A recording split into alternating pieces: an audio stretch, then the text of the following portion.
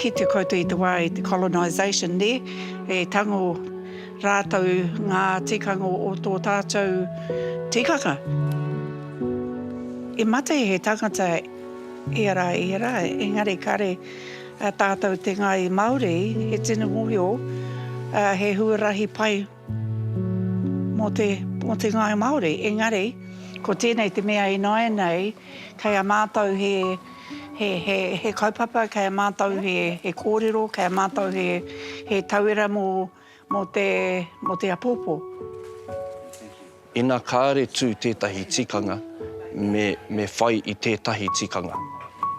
Iti mata mātou ki reira, ana kua āhua whanake i nāia nei e te hi wāhanga, kua kitea anei me anui ake i tēnei wāhanga pia o te kōrero. Kimihia i tētahi tikanga, koira te tikanga o te taua kupu